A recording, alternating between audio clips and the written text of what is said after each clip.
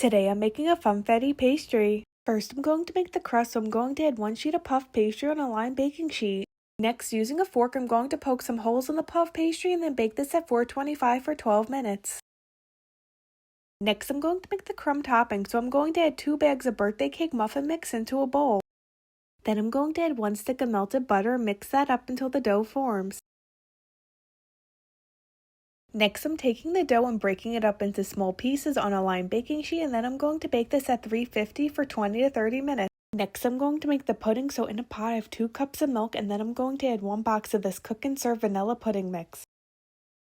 Then I'm going to cook this on medium heat, stirring constantly until it comes to a boil and thickens.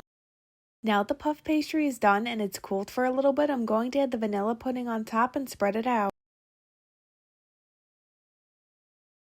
Next, I'm going to add the funfetti crumbs on top. I ended up chopping them up a little bit once they came out of the oven. Lastly, I'm going to dust the whole thing with powdered sugar. Here's a slice of the funfetti pastry.